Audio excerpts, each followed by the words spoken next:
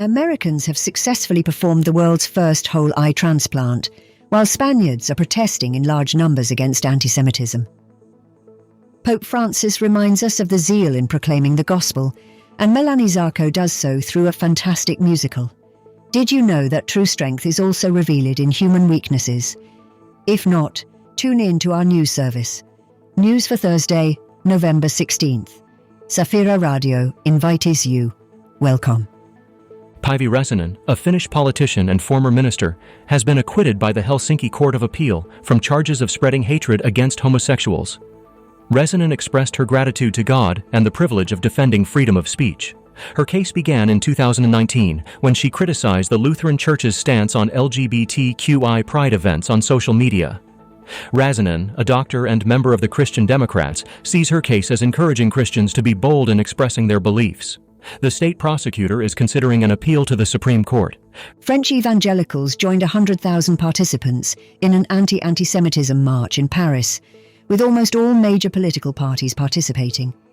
The French National Council of Evangelical Christians condemned over 1,000 recent acts of anti-Semitism.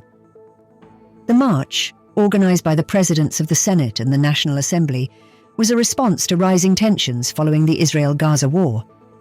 Erwan Kloarek, president of the National Council, participated in the march. Evangelicals call for prayers for peace and concrete actions against war and anti-Semitism. Pope Francis, during a general audience, emphasized that the gospel is needed by everyone, especially in a society dominated by disbelief and secularism. He stressed that the current time is suitable for proclaiming Jesus, particularly among those seeking meaning in life and religion. In the context of catechesis on apostolic zeal, referring to Evangelii Gaudium, he highlighted that evangelization should be conducted joyfully, with the first recipients being disciples and Christians. He also warned against discouragement and deceptive ideologies.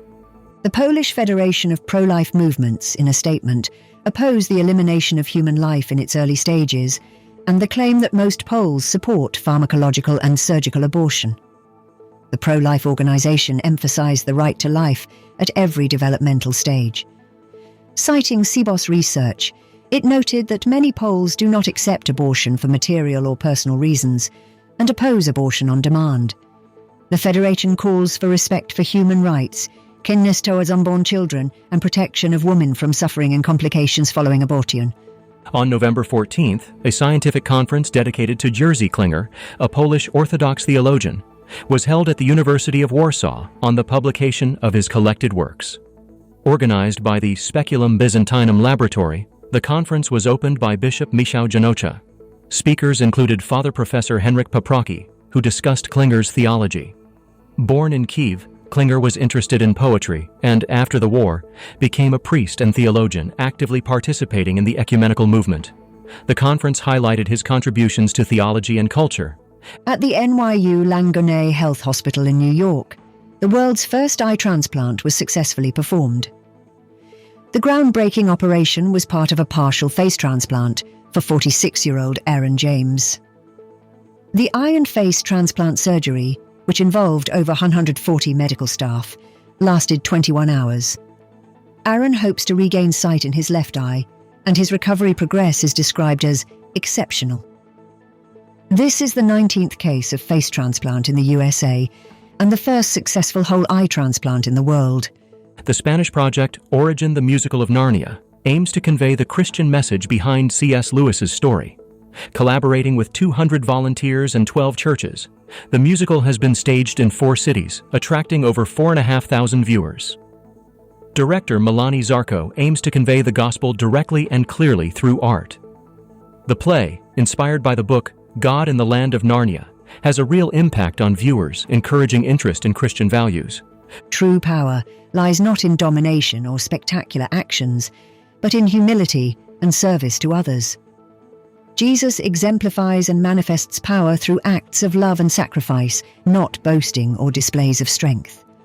When Jesus washes his disciples' feet, he shows that the greatest strength is the ability to take on the role of a servant, not a ruler.